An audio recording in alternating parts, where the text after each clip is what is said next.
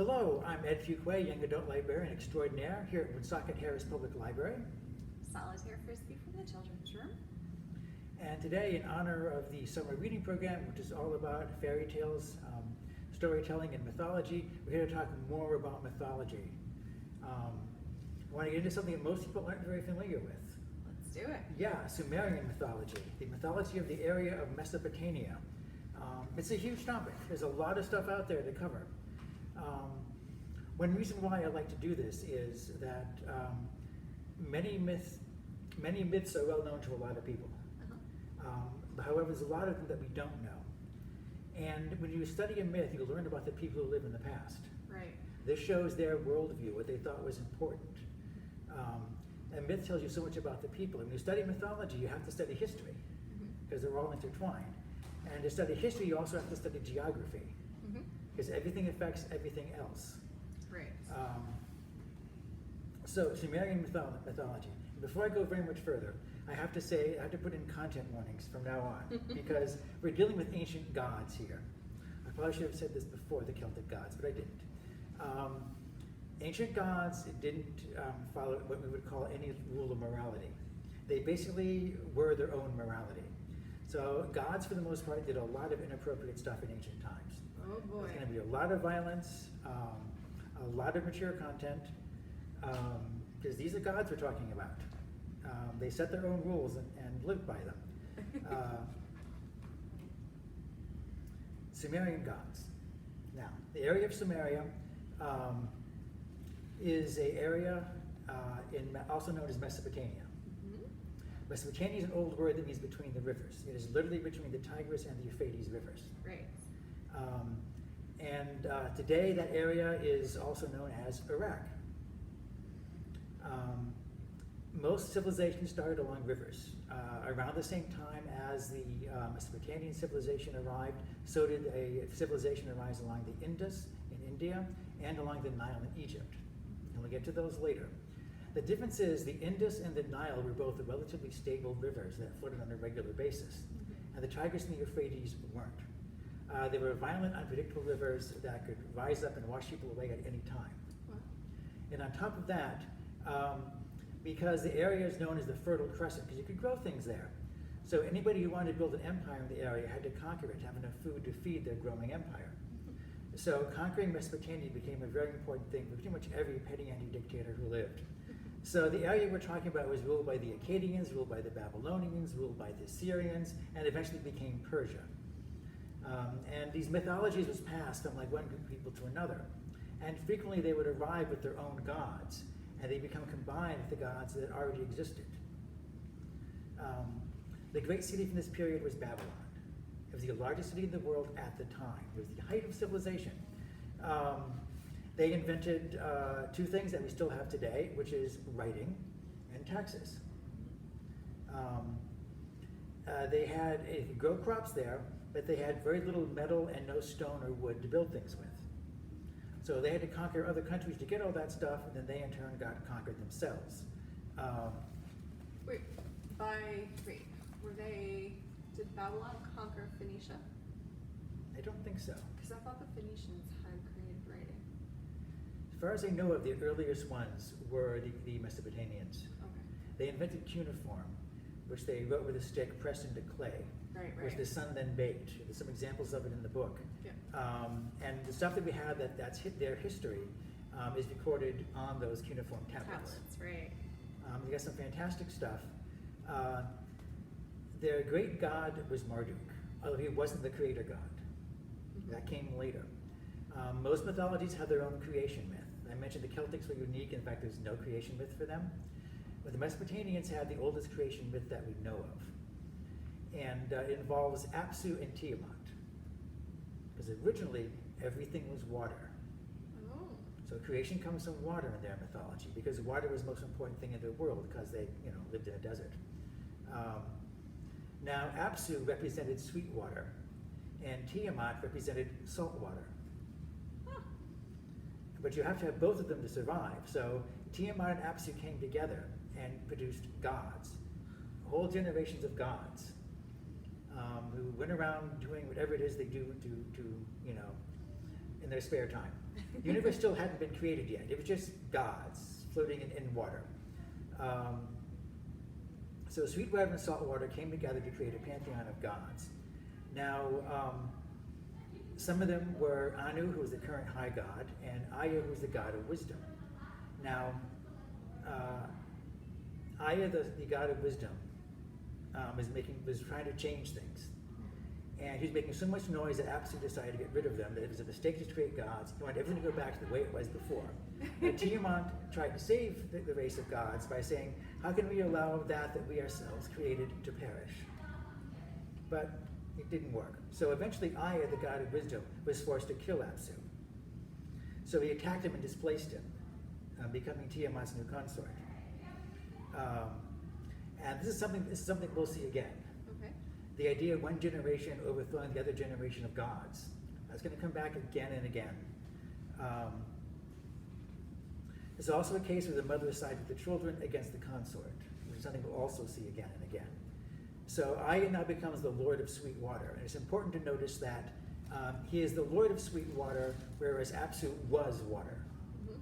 So Apsu was a symbolic cosmic force, whereas Aya was simply a god of that substance. Mm-hmm. Each generation becomes more and more human, which we'll also see in other pantheons. They all start out as cosmic forces and then become more and more human. However, Tiamat discovered that she really wasn't happy with her consort being killed like that. So she then rejected the gods she had tried to save. And she found one of the gods who was like her grandson. And his name was Kinku. She got together with Kinku, and they produced monsters to wipe out the rest of the gods. Lots and lots of monsters. And Tiamat literally became the mother of dragons by giving birth to all the dragons in the world. Okay, so let's pause. Yes. He was like her grandson? He was or- her grandson. He was her grandson. Yeah. And when they Incest came... is how all the gods were created. Okay, yeah, that was my follow-up. Yeah, if you have a family of gods and they create the entire universe, there's no one else to be with. So basically, the universe was created through incest and murder. I mean, when you look around, you can see how that's very plausible. Yeah. In some versions of the creation myth, order and chaos are the two cosmic forces. Okay. And there's always a fear that things will fall back into chaos again.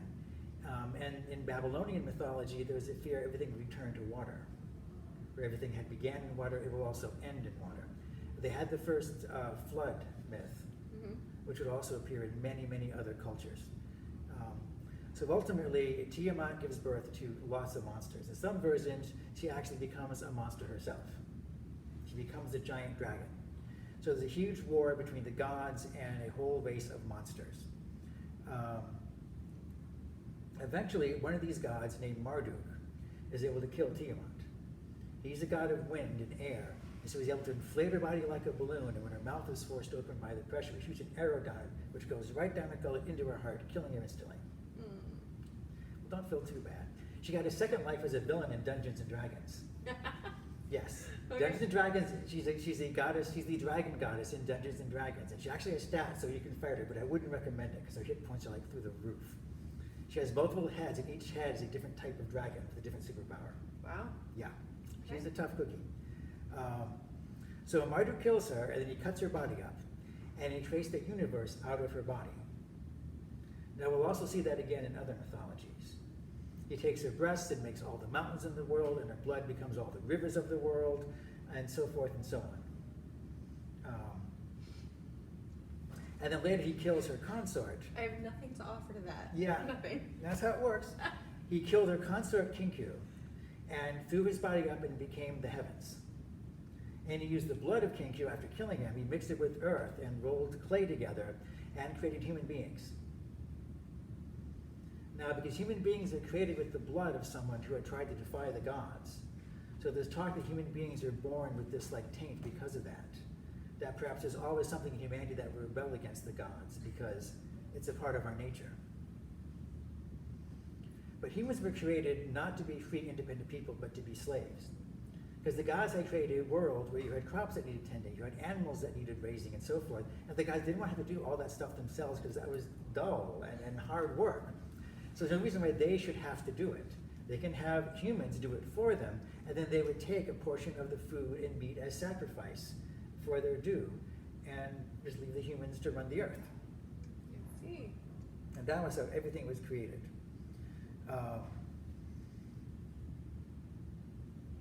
Again, I'm seeing a lot of parallels in today's society. Mm-hmm.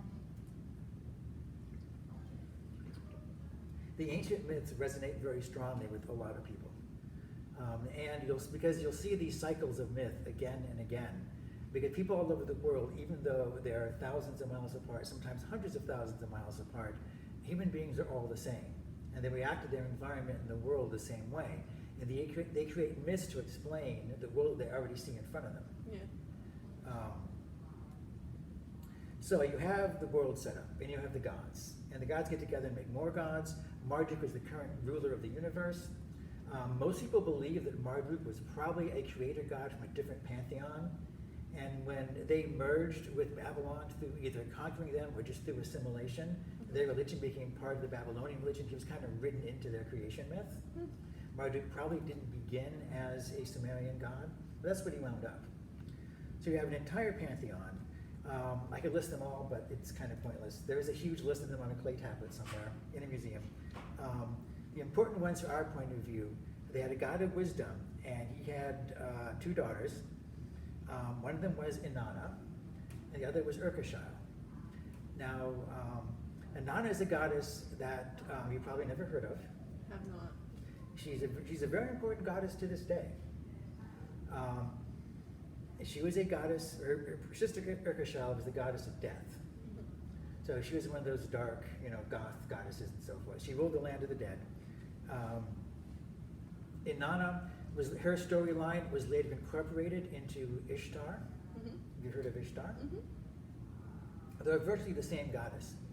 We have Ishtar stories and Inanna stories that are virtually identical, except for minor variations. And we have almost complete versions of several stories involving her. Inanna was by far the most popular goddess, and why not? She was a rock star.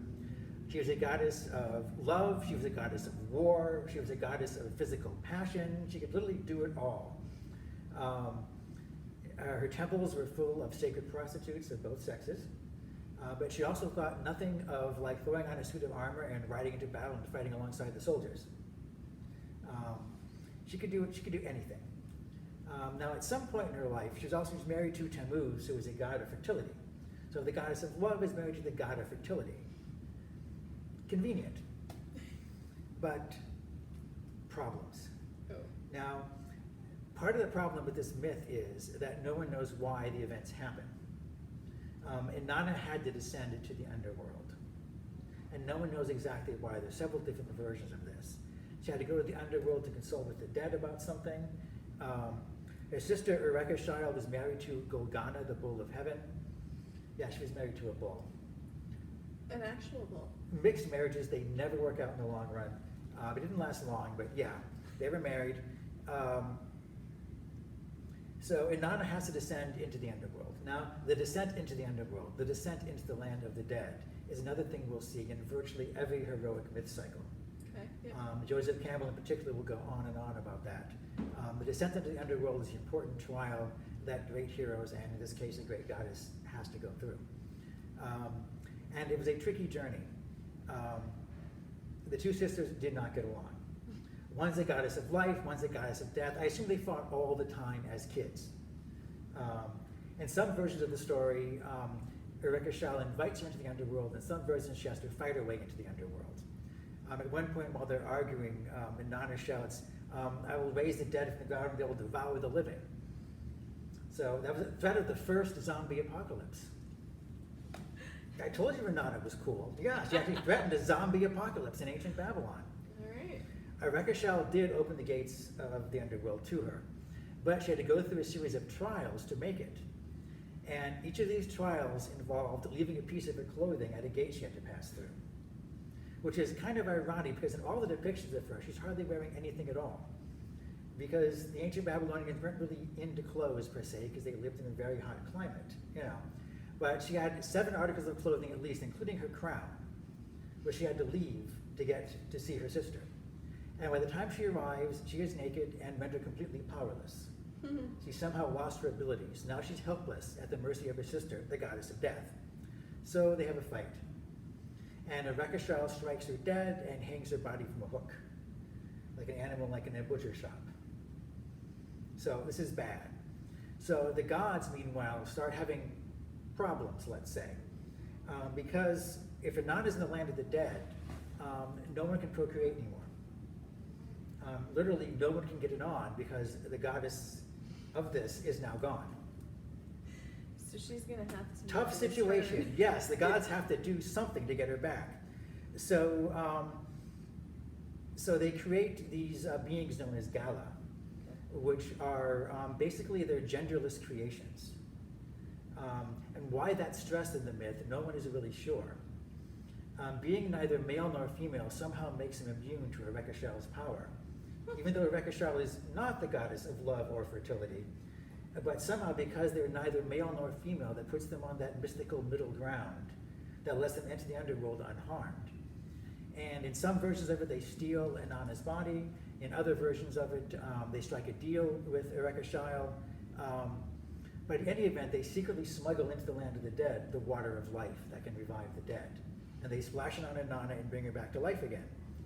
So Inanna comes back to life, and she makes her way with the Gala out of the underworld, goes back to her temple, and what does she find there? Well, while she's been gone, her husband, Tammuz, who was the god of fertility after all, has been enjoying himself. He's sitting on her throne, drinking her wine, wearing her robes, cavorting with her sacred prostitutes. So, oh yeah, Inanna is not happy. Before anything can happen, all of a sudden, like the underworld opens up and the demonic Anunnaki appear. And Ereshkigal basically says that no one can leave the land of the dead without paying the price. Basically, she says, you know, I have a hole in my mantle that somebody has to fill.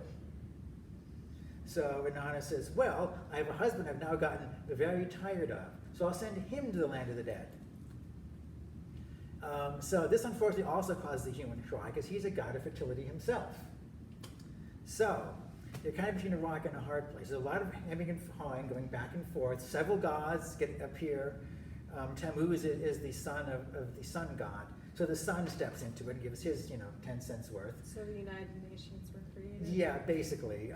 They eventually strike a bargain where Tammuz's sister agrees to take his place in the underworld for half the year. So he gets out for half the year, and his sister takes his place for half the year, which is why they have 2 seasons, including a season where nothing grows. Because in the end, this long story is a convoluted story about why the seasons exist. Wow. Yeah. Because in Mesopotamia, they only have 2 seasons, hot and wet and hot and dry. Too much. Well, every myth reflects the people that created it. You can learn about the land they live in by listening to their mythology. But Inanna is the oldest goddess that we really know about, that has a name and a personality, that we know was worshipped. We even know something of how she was worshipped. Her sacred symbol was the star. It was the star of Inanna, or the star of Ishtar, which is depicted as an 8-pointed star. Is there a description of her?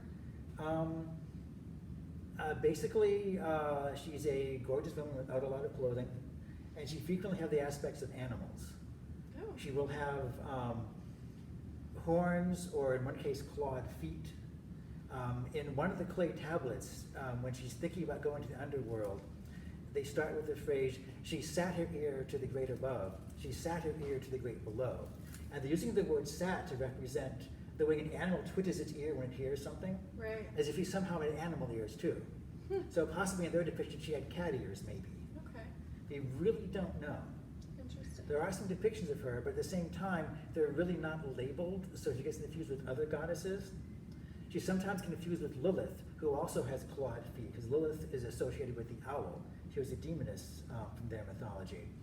And some of the depictions of Ishtar are confused with Lilith, or possibly vice versa. We really don't know. The 8-pointed star is still something that's a symbol for people who are into the occult today. Wiccans and things like that will sometimes use an 8-pointed star. It's still something you can buy, for magic talismans and on T-shirts and things like that.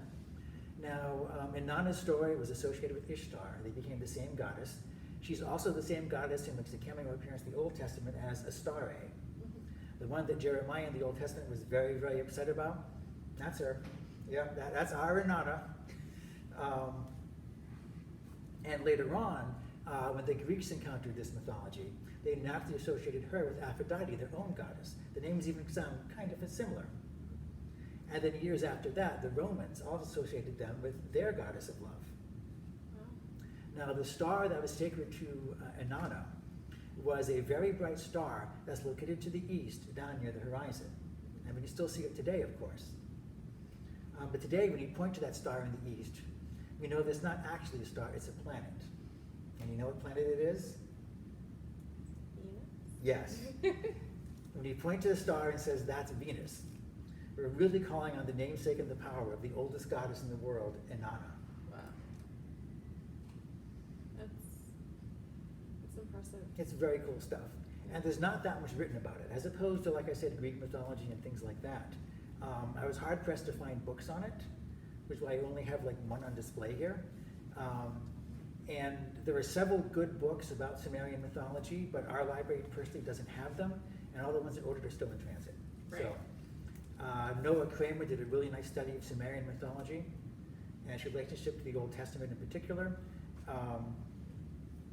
And next week we get to hear the story of the oldest hero in the world. Ooh, oldest hero? The oldest hero in the world, the one that started it all, the first quest, the first monster slaying, the first of all that stuff. Can we have a hint? It's Gilgamesh. Oh, okay. Gilgamesh the king, yes, whose story is still told and retold. All right. How funny. I have it right here. Yeah, there he is. Yeah, you can't get around Gilgamesh. He's all over the place back there. And Ishtar, or Inanna, of course, does make a cameo appearance in there because everybody important pops up. It's a party. Exactly. Yeah, the Sumerian gods were the first pantheon of gods that we have a record of. And they will set the template for other pantheons that will come along in later years that we'll be discussing in future weeks. All right, looking forward to it. Yep. Thank you for joining us. Until next time, I have been Ed. Solitaire. Take care and be safe, and I'll see you next time. Bye.